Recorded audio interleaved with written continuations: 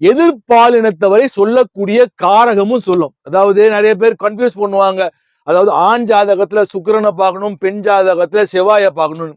அதெல்லாம் கன்ஃபியூஸே. அதாவது சொல்றேன்னு, இங்க ஜோதிடத்துல நிறைய விதியை மாத்தி வச்சிருப்பாங்க. அதாவது அவங்களுக்கு வசதிக்கு ஏற்ப மாத்தி வச்சிருப்பாங்க. என்ன பொறுத்த வரைக்கும் சுக்கிரன் என்பவர் எதிர்பாலினத்தை குறிக்கக்கூடியவர். அப்போ அவருக்கு பாத்தீங்கன்னா 12ஆம் இடத்தில் இருக்கக்கூடிய சுக்கிரன் பாத்தீங்கன்னா மனைவி ஸ்தானத்தை குறிப்பிடுது. அவருடைய மனைவி 7ஆம் இடத்தில் கேது. கேது என்பவர் யாரு? ஞானகாரகன். அப்போ இவர் நிறைய இது மாதிரி பயங்கர பிரம்மாண்டம், இதை செய்ய போறோம், அதை செய்ய போறோம், இவ்வளவு பணம் வரப்போகுது, அவ்வளவு பணம் வரப்போகுது அப்படின்னு ஒரு பரபரப்பா ஓடிக்கிட்டே இருக்கிறாரு. ஆனா அவங்க மனைவி என்ன பண்றாங்க?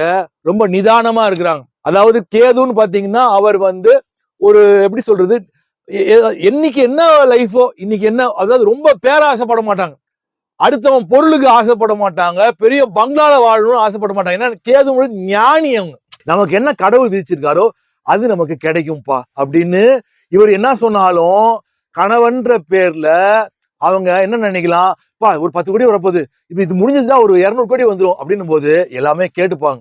சரி சரின்னு கேட்டுப்பாங்க. ஏன்னா மனசு கோணக்கூடாதுன்னு கேட்டுப்பாங்க. ஆனா உள்ளுக்குள்ள என்ன நினைப்பாங்க கேட்டீங்கன்னா, அதெல்லாம் வந்தா பார்ப்போம், எப்படி வந்தா பார்ப்போம், வரும்போது பார்ப்போம் அப்படின்னு. இன்னைக்கு என்ன வாழ்க்கை, இன்னைக்கு என்ன கிடைக்குது, அதை வச்சு கடன் இல்லாம ரொம்ப சிக்கனமாக எளிமையாக பலரை, கேதுனா பலரை வழிநடத்தக்கூடிய ஆசான் ஸ்தானத்தில், அது டீச்சரா இருக்கலாம், இல்ல வழி நடத்தக்கூடியவங்களா இருக்கலாம், கணவனுக்கு பக்க பலமாகவும் இருக்கலாம்.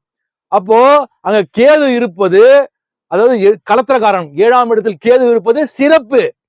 அப்போ என்ன பண்றாங்க, இவர் செய்யற தவறுகளுக்கெல்லாம் எல்லாத்துக்கும் அந்த கலத்திரம் ஆப்போசிட் பயங்கரமான பாதிப்புகளை சந்திக்கின்றதுன்றது ஜாதக அமைப்பை பார்க்கும்போது தெரியுது. அரசு துறையில இருக்கும்போது, இன்னொன்னு லக்னத்துல ராகு இருக்கும்போது என்ன பண்ணுவாருன்னு கேட்டீங்கன்னா, உங்களை வேலையெல்லாம் கூட விட வைப்பாரு.